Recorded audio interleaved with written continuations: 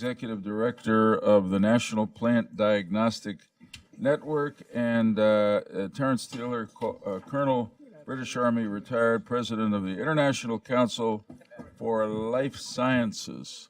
Thank you all very much for being here.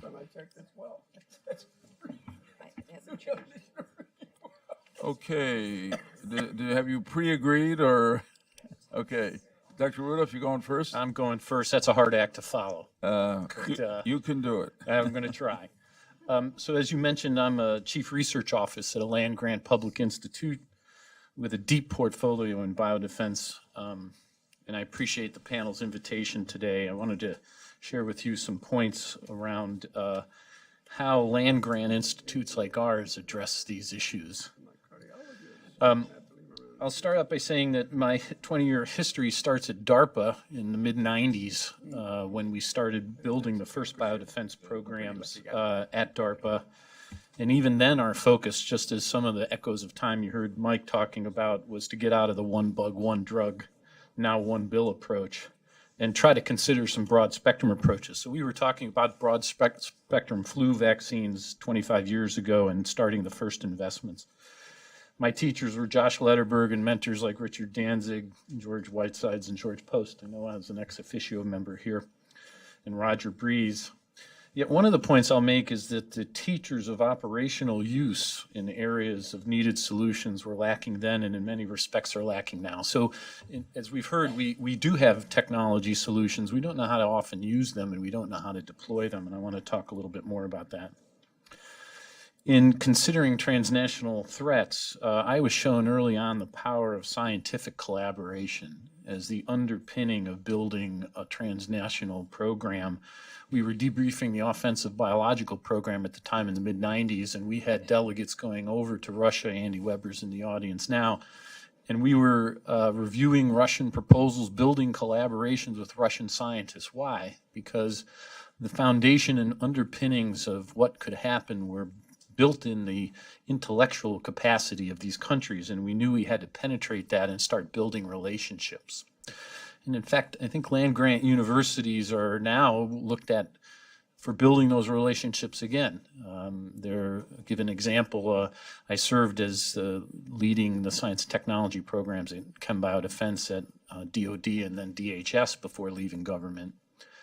And these programs now, in terms of the non-Luger programs to build capacity in overseas, are turning to land-grant institutions. And one of my experiences when I was at the Defense Threat Reduction Agency, I had a card that said I was Director of Weapons of Mass Destruction. And then when you went into countries, into the customs agent, you handed them that card, you often were delayed. If I go in now with my card that says I'm a professor of biomedical sciences, the relationships that I build become more formative in the context of that capacity building. And I think the U.S. government has realized that certainly in the programs at AID and DOD that are working those.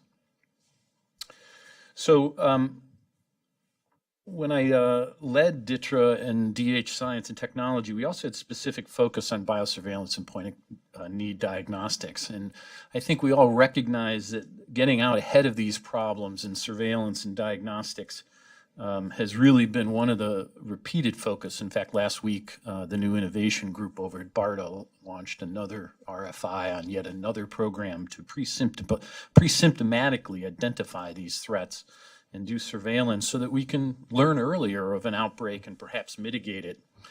And having been through 20 years of experience in seeing the diagnostic companies go at this, I would again echo that we have plenty of solutions. We don't know how to use them. We don't have operational use scenarios that are either effective or lead our investments in a way that are either efficient or impactful once made. Now an academic in a land-grant university at Colorado State, we've built a significant number of assets that are in play around biodefense, and I want to point to some of the gaps that I think are worth highlighting. We know that the zoonotic channel from animals is the most significant source of new pathogen threats, and yet we're woefully under-resourced, and our focus of attention on that is lacking. And so I think there's an opportunity to look at the ecosystem science. There are other terms for this, a One Health approach. I think there's been greater awareness of this, but we are lacking fundamental understanding in how pathogens are transmitted in our environment and how the dynamics of the evolution of these pathogens, whether it's related to antimicrobial resistance or the emergence of a new threat, are poorly understood. So let me give you an example of what an institution like ours is doing, which I think are opportunities. It's not unique, I think, to ecosystem science, but opportunities for biodefense to take note. Inside Biosafety Level 3 containment, of which we have significant assets built on the Regional Centers of Excellence investments made by HHS in 2004, we're recreating barnyards and markets that mimic Asian markets, that mimic mixed animal species around the world. We're able to take camels into containment and look at the movement of something like Middle East respiratory syndrome from a vector to a host. And I believe that we have focused too myopically on the process by which we define these countermeasures as solutions and not taken notice of the natural complexity in which they exist. And yet I think we have tools now and methods and certainly science capability in this country and others to attack these problems in new ways. And I suggest that that will reveal both new discoveries but new solutions where we can actually test sensors, diagnostics, and vaccines. Now in the Front Range, we actually had a case of bubonic plague that was transmitted from a dog. We have prairie dogs in the region. We have endemic anthrax, endemic tularemia, and endemic plague. And so the other under-recognized opportunity is that in the natural ecosystems, we have the ability now to study some things and look at them in new ways around surveillance and interceding these kinds of events. The thing I want to end with and leave my fellow panel members enough time is that we really recognized your recent fall report on ag biodefense.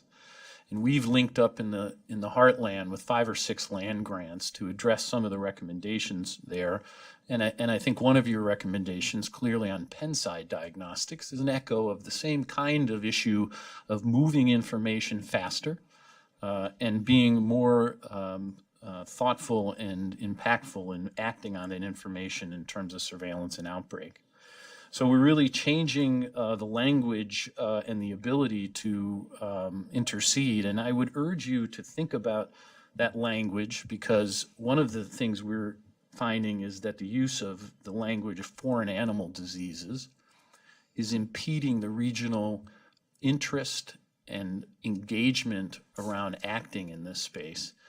And what does that mean? It means when you're a farmer, the last thing you want to be told is, I'm going to cull your herd because I've detected a threat that the government is interested in. So how do we get those folks engaged? Sometimes it's social cultural things that we do and the use of language. Another thing land grants are very good at is social cultural adaptations. They're the first tech transfer system in the United States. We have people in every county of our states. And so not only do we work on technology solutions, but we work on these social cultural things that are really important to the adoption of new ideas or the adoption of solutions. So even if we have a vaccine for Ebola, if we don't address the issues around burial or the social cultural issues around the use of these solutions, we will fail. And I think this is another area for social science and those institutes and organizations that take note of that kind of building of a resilient system for pathogen defense. Thank you. Very interesting. Hadn't thought about it at all. While we're on definition, and you just mentioned it, I was going to ask Dr. Osterholm, because he listed antimicrobial resistance right up under influenza as threats. So everybody, the public understands what influenza is. It's flu. How do you describe to the public what antimicrobial resistance is? That is a definite challenge, much like the GMO issue that we face. And so I think, in my view, that's really felt at the pocketbook. And in the cases we see where going into the public health system, more and more frequency of drugs that used to work not working are taking their toll. So I think we're seeing more of it presented both in social media and in opportunities to educate the public. But there is a misunderstanding even of the use of antibiotics in the animal population, right? We don't really know that there is a relationship between the use of antimicrobials in animals and what they do in human health. And yet there's a lot of supposition around that. Yeah, so what it is that our bodies are developing resistance to what we would call antibiotics, and therefore they're not effective. Yeah, that what you've heard other speakers talk about, and I'm not a microbiologist by training, I'm a zoologist by training, but the pathogens themselves are evolving resistance mechanisms and so that's really what's thwarting the use of what we have had in our armamentarium of antimicrobials. In both animals and in humans. That's correct. The Which same is the thing in point any that you're making. biological organism. That's Yeah. why the fitness pressures and looking at an ecosystem are so important. Right. Thanks, Dr. Rudolph. Dr. Stack, welcome. While we're on the question of definition, I know you're going to redefine for us the word blast. We use it now in different ways. There was a blast. I'm having a blast. You know, It's just in regards to the virulence, the magnitude of disease that occurs in a short time period. right. So it's just an explosive epidemic. And it applies uniquely to one sector, or can it be used humans, animals, plants, etc.? Yeah, globally it has become associated with diseases caused by a particular organism for the most Right. part, and that's Magnaporthia. It's a fungus. There are many host specialized populations of that fungus, but that's part of the problem of managing it. Okay, sorry, all yours. No, Thank you. well, so good afternoon, and thank you for the opportunity to meet with you today, and specifically regarding the importance of including plant health when considering transnational biological threats and global security. As you requested, I will offer a few comments on wheat blast, on genome-based diagnostics, and offer a few targeted investments that might help improve things. Good. So approximately 59% of the world's population survives almost exclusively on a plant-based diet. Most of the nutritional information that is distributed by the U.S. government calls for increasing the amounts of fruits and vegetables to achieve optimal human health. Plant health is prerequisite to human health and well-being. We eat plants and we feed plants to the animals that we eat.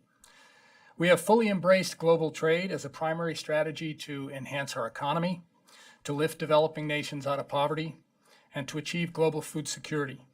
We now need to accept the responsibility for the consequences of that global trade, namely the massive geographic redistribution of pests and pathogens with the potential to cause extensive environmental and economic damage that could take decades to recover from. With respect to plant health, the geographic boundaries that once kept organisms confined to certain areas have become irrelevant. We put plants on airplanes and we fly them over mountains. We put plants and plant products on ships and we transport them across oceans. With those plants and plant products, we're moving pests and pathogens at an alarming rate. Plants also serve as vehicles to disseminate vectors of public health concern. As mentioned earlier, the Asian tiger mosquito, we moved that on ornamental bamboo plants from one continent to another. There are now and will continue to be consequences associated with this unprecedented level of global mixing. Border inspections and prevention measures, although important, are insufficient to deal with the magnitude of introductions of new organisms associated with the trade of plants and plant products. The nature of these consequences will impact the economy, the environment, and national security. Despite the great diversity of plants on Earth, just 4 plant species, rice, wheat, maize, and potatoes, supply over 60% of the calories that sustain humans. Over the next 30 years, we will add 2 billion people to the planet, and by the end of the century, an additional 1.5 billion people. Most of them will rely on those 4 plant species for nutrition. Wheat is grown on more acres globally than any other plant, and it provides approximately 17% of the protein in the human diet. We need to protect wheat. A fungal pathogen of wheat emerged in South America, causing serious epidemics in Brazil, Bolivia, and Paraguay. In 2016, it spread to Bangladesh and in 2017 it spread into India, likely mediated by trade. Wheat blast epidemics have reduced yields 50 to 90% in those areas where it occurs regularly. Over the past 2 years, the governments of India and Bangladesh have resorted to large-scale burning of production fields in order to slow the spread of wheat blast. Many poor, small-scale farmers have lost everything, driving them deeper into poverty. The inaugural scientific workshop in Bangladesh to develop a response plan for that nation had to be moved to Nepal due to terrorism attacks in the Bangladeshi capital. This is a regional stability issue in a nuclear neighborhood. Not a good scenario. Despite the potential implications for human health and national security, there are no funding programs currently available to support the research necessary to address this growing threat. This despite the fact that an international group of over 400 scientists placed the blast pathogen at #1 on a list of top 10. This is a serious disease that requires serious attention. Fungicides remain an important tool in managing diseases caused by fungi. There is an analogous issue in plant health to the growing antibiotic resistance problem in human health that we've just heard about, namely the increase in fungicide-resistant populations of important plant pathogens. Recent reports from South America and Europe indicate that emerging populations with simultaneous resistance to at least 3 fungicide chemistries have emerged. This will greatly impair our ability to manage the diseases they cause. Plants are vulnerable to diseases caused by the full complement of pathogenic microorganisms, including bacteria, viruses, viroids, fungi, mycoplasmas, rickettsias, and nematodes. Plant pathogens are diverse with respect to the types of diseases they cause: blights, blasts, rots, and spots. Diverse in their methods of dispersal, wind, water, arthropod vectors, and equipment. In their survival capability, a few months to many years. And diverse in mechanisms and magnitude of genetic variation. Clonal, sexual, hypervariable. Phytosanitary policy and consequently phytosanitary decisions are based on the names of the pests and pathogens. Getting identification right matters. Getting it right quickly matters even more. There are multiple examples in many countries of the massive negative impacts of incursions magnified substantially by either a delayed identification or a misidentification of the newly introduced organism. The challenges we face today are the ever finer levels of taxonomic resolution necessary to identify newly introduced organisms. With respect to plant pathogens, identification to the species level of resolution is rarely sufficient. We often must identify organisms to the level of strain or population. For example, the outbreak strain of 2010 from southern Italy, or the fungicide-resistant population from the UK. Looking through a microscope will not do. It requires sophisticated diagnostic assays based on advanced genomic technologies. Trade decisions, response plans, mitigation measures all depend on the identification. Getting it right and getting it right quickly matters. Next-generation sequencing technologies have ushered in a new era in diagnostics, frequently allowing resolution to the strain level of discrimination, and providing information relevant to geographic and phylogenetic origin. That is, we not only identify the organism, but we can determine where it came from and perhaps its evolutionary heritage. This approach to diagnostics requires whole genome sequencing and sophisticated bioinformatics tools. The investment in genome-based diagnostics might appear high, but it's quite small relative to the enormous costs associated with the consequences of a miss or missed identification. Diagnostics are critically dependent upon rapidly evolving technologies and a highly skilled workforce that requires constant professional development to keep pace with emerging pathogens, evolving technologies, and the constant incursions resulting from trade and travel. Over the past 10 years, the National Plant Diagnostic Network has processed plant samples and rendered diagnoses for approximately 97% of the over 3,000 counties in the U.S. and its territories, a testament to the LandGrant system that was referred to in the previous comment. NPDN has reached and served the nation's plant systems well, yet its diagnostic technologies are aging, and there is no funding at present to replace or update. The technologies that underpin modern diagnostics require significant investment, but the returns on those investments are many-fold higher. If we wish to safeguard the plant industries behind the multi-billion-dollar export industries, we have to invest in that. The rate of evolution of technology has outpaced the evolution of policy. When the policy catches up, will we be prepared to meet the more stringent requirements to certify exports and to declare areas free of pests and pathogens? Uncertain at moment. So the targeted areas of investment that I was requested to do. 1, invest in the National Plant Diagnostic Network at a level adequate to address the increasing threats to plant systems and equal to the demands of the plant systems and industries it supports. 2, invest in the research necessary to better identify geographic hotspots for the emergence of new plant pathogens and pests, and to better understand their potential impacts to natural and managed plant systems. 3, invest in the research necessary to develop novel and durable host plant resistance strategies to mitigate against newly emerged and recurrent high-consequence plant pathogens and pests. The global food systems that have reduced hunger, improved nutrition, raised standards of living, and elevated public health globally carry with them certain risks that, if left unmanaged, will almost certainly lead to long-term negative impacts to food security, standards of living, and public health. We have become complacent due to our success in putting food on the table. Most of the American population lives within 15 miles of a grocery store that sells whatever we want 24/7. We have forgotten what it took to get where we are, the research and education programs and the infrastructure. We are underinvesting in the very infrastructure and programs that brought us to this point and that are necessary to protect our food systems. There is a very long list of plant diseases globally that are currently threatening entire industries and plant systems.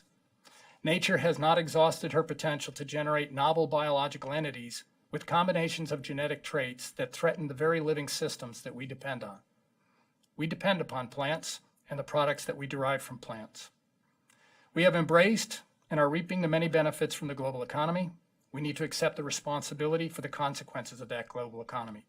We need to build and maintain plant and food systems with the ability to keep pace with transnational biological threats. The implications for global security with an expanding population are significant. Thank you.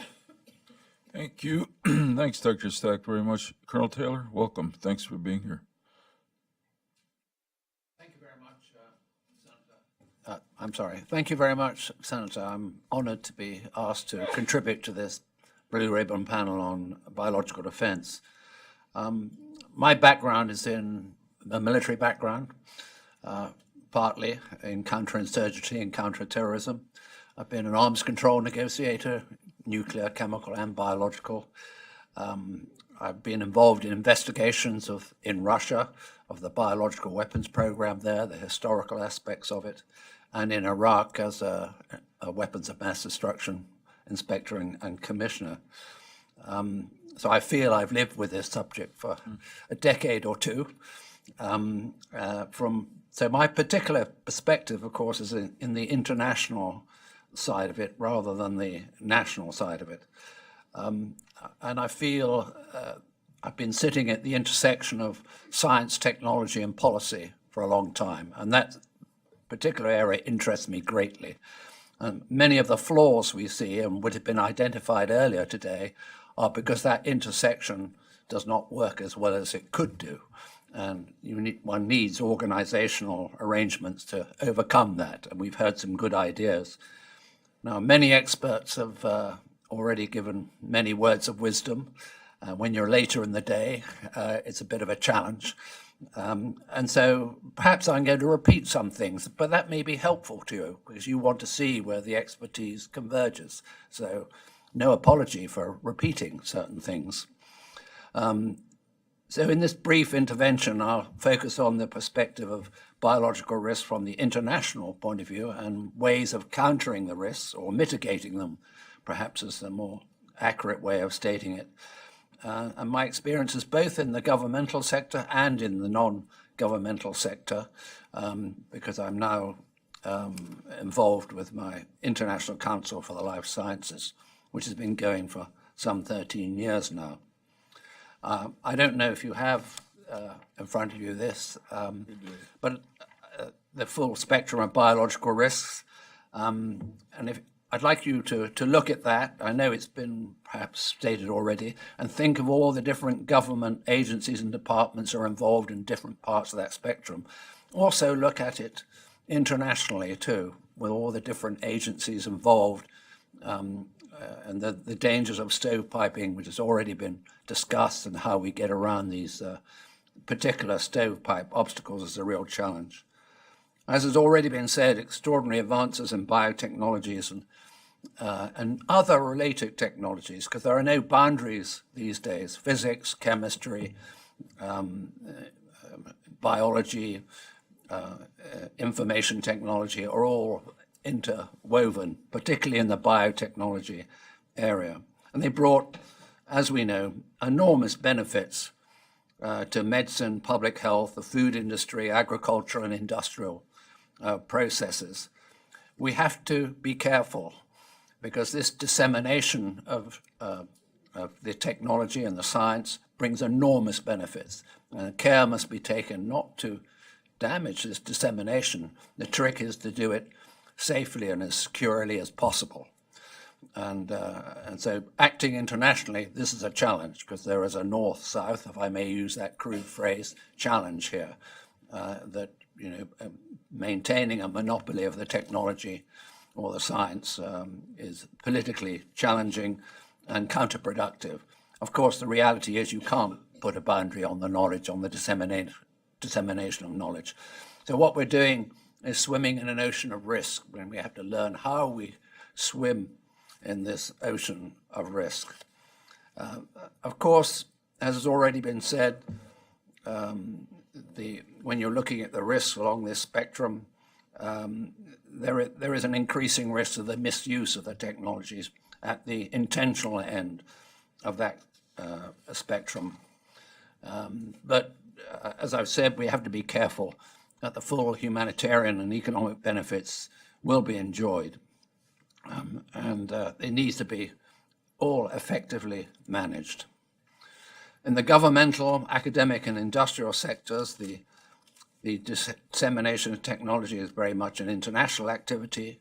Most serious scientific projects are international right from the very start. There have been a number of examples of challenges raised in this regard, particularly in the avian influenza research work was done by Erasmus Institute in the Netherlands, and also Wisconsin University, United States. They were all international teams from the start, so many lessons have been learned from that. And many, we have to also remember, in the commercial sector, it's a multi-billion-dollar business, and comprised of thousands of small, medium-sized, and of course, large companies as well. And the landscape of these activities is constantly changing the whole time. So if you're thinking in terms of, we've earlier had some discussion of measures being put in place and so on, you have to remember the landscape against which you're making measures. Measures you might make today, by the time the ink is dry on perhaps a convention or some international measure, it's out of date. It's overtaken by the advances in technology. And I'm not going to dwell on it, but this is the case, for example, in the Chemical Weapons Convention. It's been overtaken by the technology. That doesn't, of course, mean that the general purpose criteria in banning the use of chemical weapons is undermined. Not at all. It's the implementation side of it, which is a challenge. And what we have to do is somehow engage across this spectrum, all the different agencies. And if you were to think about the biological side, you have the United Nations Security Council itself, and I'll say a little bit more about that later on, the World Health Organization, the World Animal Health Organization, the International Criminal Police Organization, Interpol is involved in implementation, but both domestically and internationally, we don't have a holistic risk assessment process that connects these natural, accidental, and intentional. There are risk assessments being conducted, but they're all in little parts. And what it seems to me is lacking, and this could be achieved within the United States, a holistic risk assessment which compels agencies to work together. And I think it might take a novel approach to actually develop a model that lasts over time and can adapt over time, just like biological organisms will do.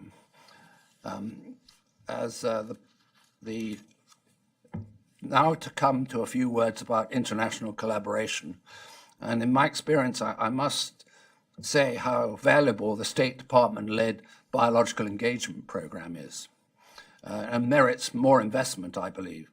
And as most know, the program involves other government agencies, not of course just the State Department, Defense, DHS, DHHS, and other agencies as well.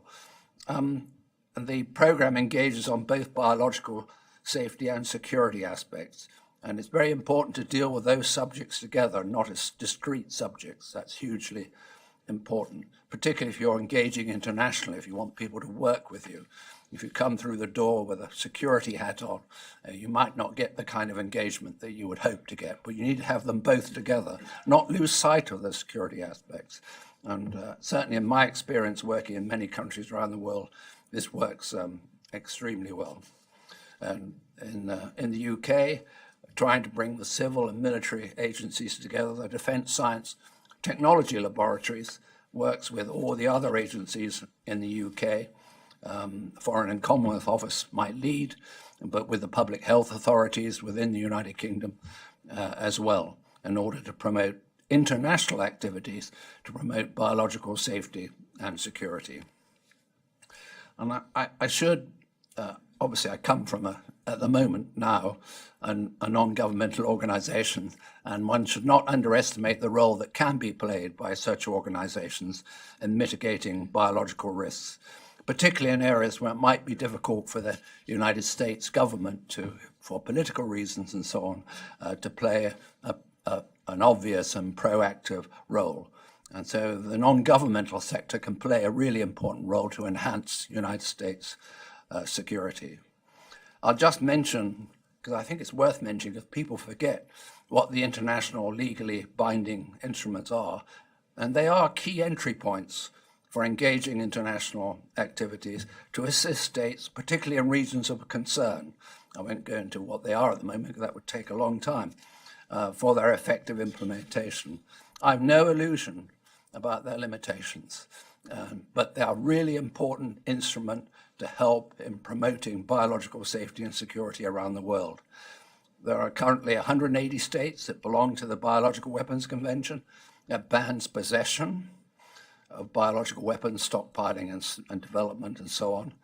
The use of biological weapons is banned by the 1925 Geneva Protocol, which is its complementary element to it. And by now, the Geneva Protocol is recognized as part of international customary law, so it applies to all states. That's the general international legal view on that.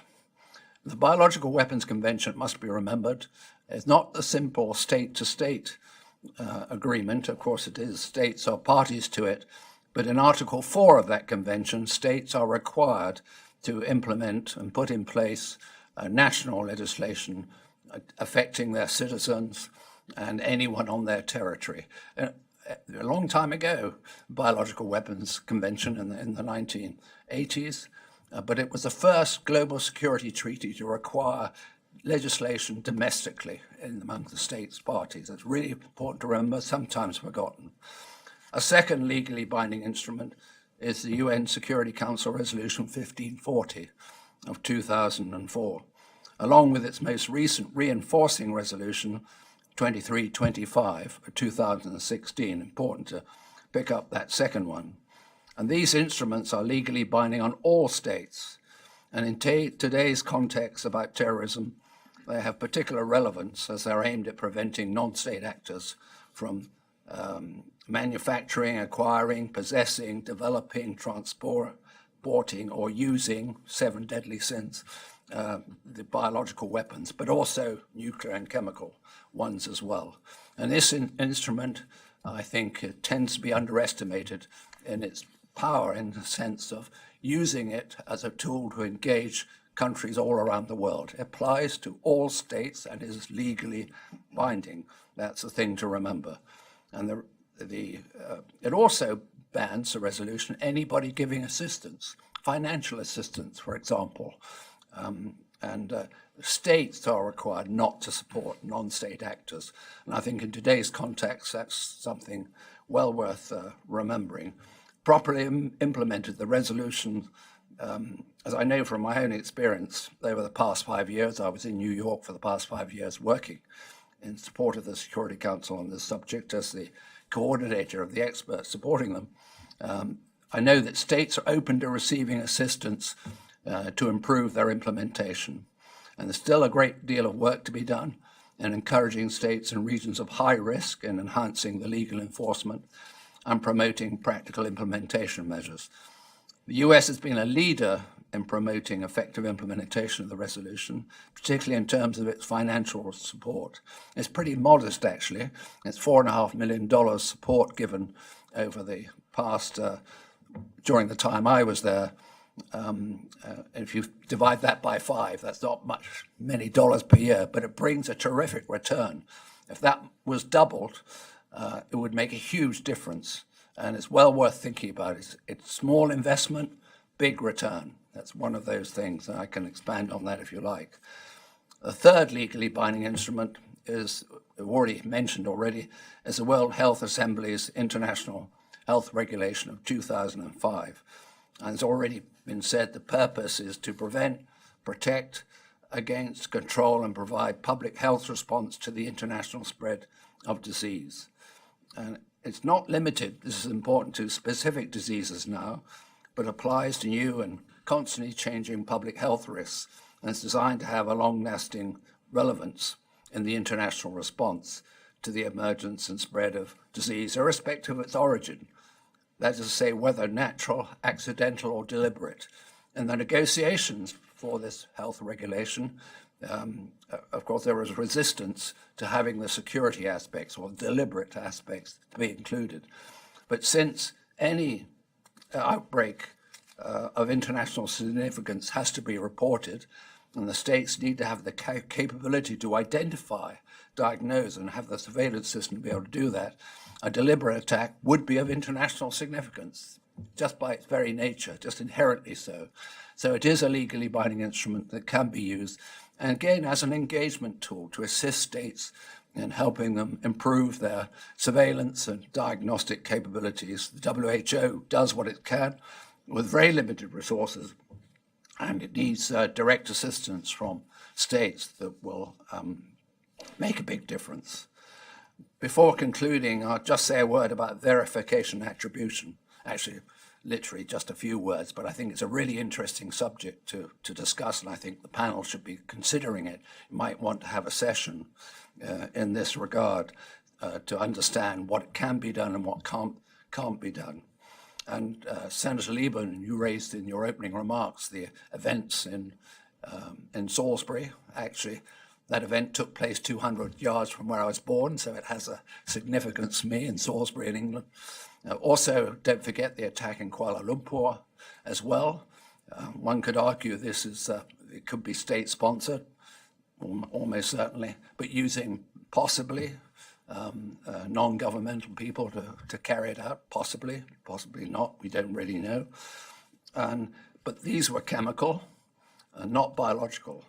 And we already discovered in those attacks the difficulties of attribution, which are obvious in this regard. Verification, attribution are terribly difficult.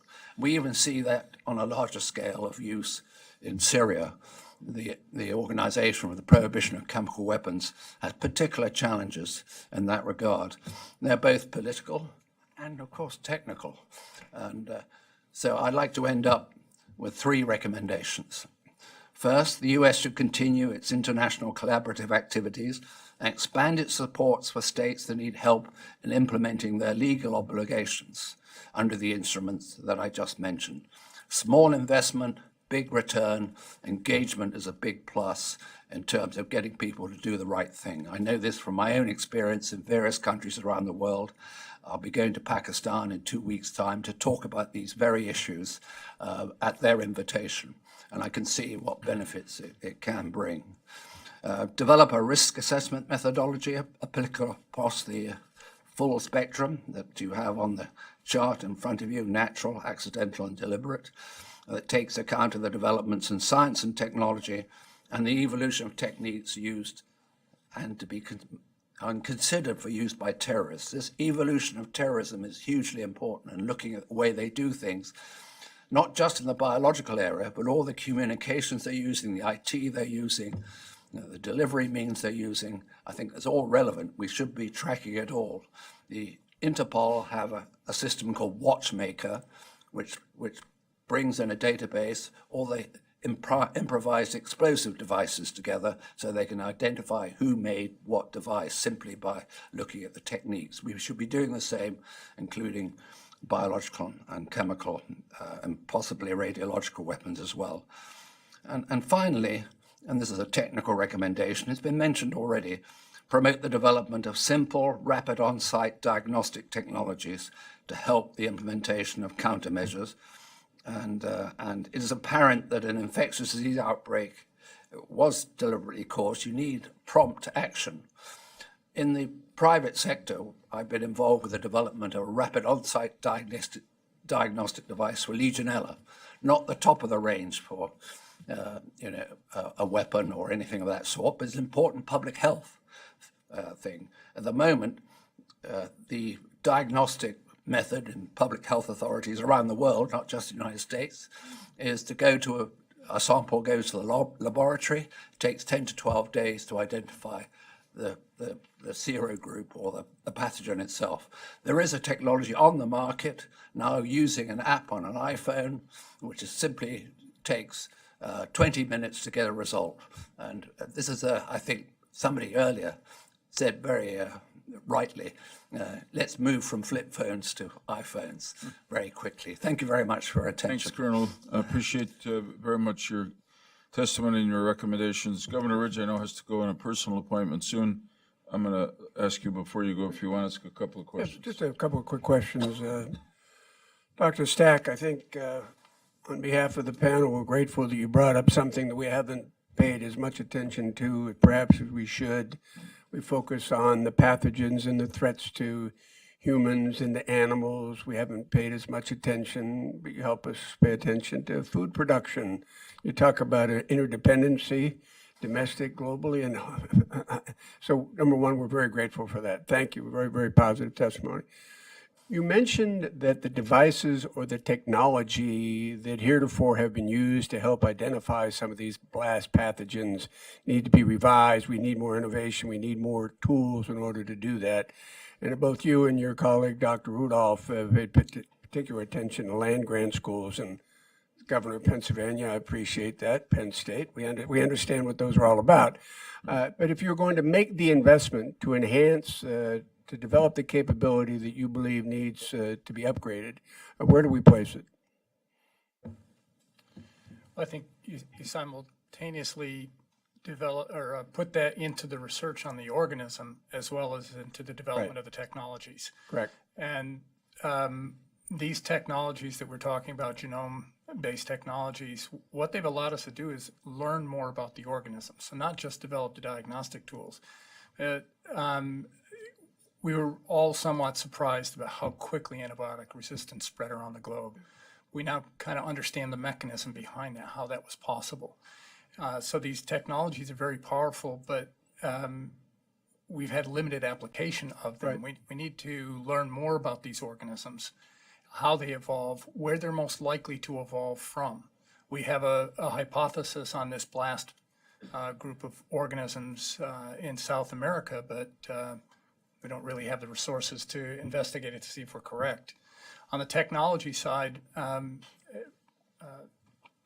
Terence Taylor made a mention about on-site diagnostics. We're now in the position of taking some of these extremely powerful laboratory-based technologies and utilizing them in the field. We need a little bit more push on that. We're just at the front side of that, but the results so far are very encouraging in terms of the speed with which some of the organisms we work with one of the select agents. We've developed an on-site protocol that gives us a preliminary answer in 8 minutes. We get a confirmed answer in 30 minutes on-site in some really remote areas. So these technologies are very powerful. We just need a little bit push. Other than Kansas State and Colorado State, are there any other places we ought to put the money? No, I think we're okay with Dr. Rudolph, please. I thought Dr. Stack's comment earlier about the National Plant Diagnostic System is really an important one. That's woefully underfunded, just like the National Animal Health Laboratory Networks. These are significant sources of diagnostic surveillance. And as we develop new platforms to push diagnostics out, they become the place where you want to evolve from a brick and mortar, send me the sample in a week to 2 weeks later, I send you the answer, to essentially data nodes that are taking feeds from the iPhones and all the platforms we see handheld. But it's really a national system, a node network that exists, but it's just not been used and funded. I think your challenge is that unlike human health, where we've had the NIH and the private sector, in agriculture, plant and animals, the major funder has been the Department of Agriculture. And as they've phased out those extraordinary investments that built these great land-grant sciences, it's been very difficult. They've had to look other places for funding, but ag needs to step up again because they have to see the relationship between the research on plants and on animals and the kind of biodefense things that we're talking about here. And I say that as the former chancellor of Wisconsin-Madison, another land grant. Land grant.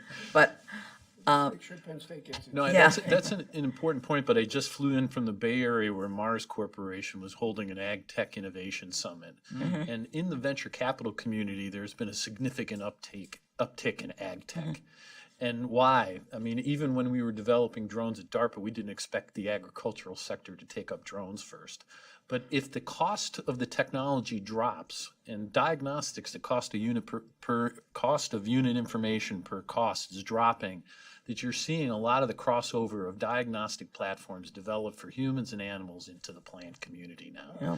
So the cost of information is dropping now fast enough, and the ag tech community is starting to take hold and aware and invest. It's a very important point. but nowhere near the kind of base funding you need from the Department of Agriculture. I wonder if I might Please.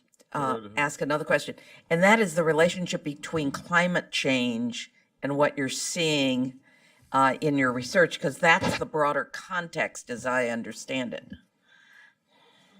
So there are many aspects embedded in that, but it's very clear that whole plant systems, whole plant communities are migrating up mountains. So they're occurring at higher elevations. They're moving north in latitude. A figure from the UK, historically in the month of January, there would be between 10 and 12 species of plants flowering. For the past 3 or 4 years, it's been in the neighborhood of 300 species of plants flowering. A paper in Nature of just 2 years ago, it was a global collaboration among scientists, but the bottom line is plants are flowering approximately 12 to 14 days earlier than historic. And one of the consequences of that is that the pollinators are not necessarily evolving with them. Right. And so we're starting to see a separation of the plants that require bees for pollination and the bee pollinators themselves. So in time, there will be a consequence to that with respect to fertility and reproduction. So there are a lot of aspects, but if you think about how we do trade, we do a pest risk assessment, which means we evaluate where an organism occurs. We look at the environmental conditions of the past 10, 20, 30 years, so that we try to understand what are the environmental conditions that will allow this organism to flourish.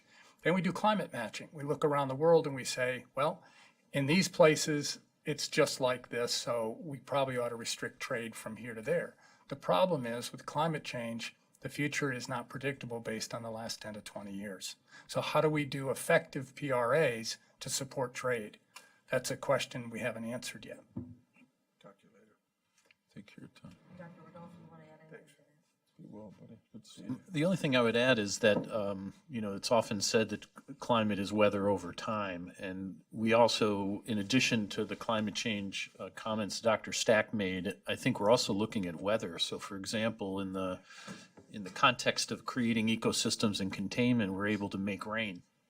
And we know that rain is a significant mixing phenomenon. Flooding is a significant effect on movement of pathogens, their evolution. So there are indefinite both climate and weather effects on both the pathogens and the hosts, and I think these are areas of rich study. Tom, Ken, any questions? Just ask one question in the interest of time. There's so many ways to go at this, but of the three components, science, technology, and policy, the three components of engagement in transnational coordination, to what extent are you satisfied that the level of engagement on all three levels is satisfactory? Is it?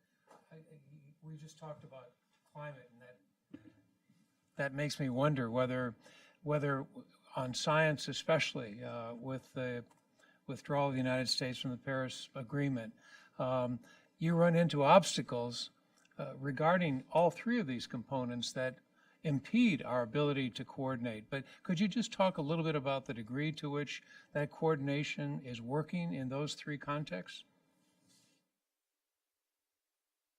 I've been voted to go first. Thank you very much. Because they knew it took someone courageous. Well, I think you hit on a really important point. I tried to make that point in our recommendations. And I think used properly, let me answer the question specifically. There's not enough investment in doing that, particularly internationally. One vehicle that I've found from my own experience really successful, relevant to defense and security aspects, is the responsible conduct of science. And the entry point there in a number of countries in the Middle East and in South Asia and Southeast Asia. And the responsible conduct of science has a really important for academics in science, also people in industry, because they want to have international collaborations from which they all benefit. And one can have a very deep conversation with them about responsible conduct of science to do with ethics, properly not using falsified data, all these other aspects, as well as the safety and security aspects. And that's a field which really works very well. There is the World Conference on Research Integrity, which is very much US-led at the moment. I think DHS, within DHS, as someone who is really leading it. I think that's really successful. They meet every 2, maybe 3 years.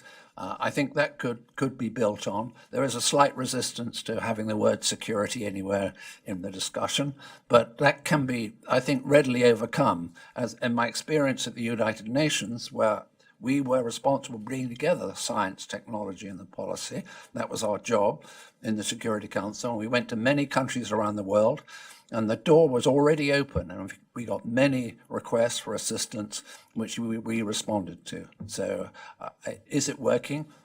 I think we're not exploiting it as much as it could, which will make the United States safer and the world more generally safer, because of the readiness to join in a conversation about this. So more investment, and we're not talking about billions of dollars here. We're talking about a few million, which will make a terrific difference. Thank you. Thank you all. Unless either of you have I just anything you wanted want to to add add, one Dr. thing Rudolph? on that. I'd be remiss if the leader of a higher education institute wouldn't talk about this issue in the context of the future workforce. Because the biggest worry I have in answering this question is we're not training the next generation of biodefense workers in science, technology, or policy. And just like Terence Taylor said, it would take a little bit of money to mobilize a postdoc force or a graduate student force attentive to this problem, where your solution might come in 5 or 10 years. I mean, unfortunately, it sounds like there'll be a demand for people with such training in the future. So why are there not programs? I think there are not programs, there's not awareness of the problem to the extent of what graduate students could do. Yes, we're training people in microbiology, Yeah. but we're not vectoring them towards this problem. Right. Thank you, all three of you, very much. You made a substantial contribution to our work, and we appreciate it. We've got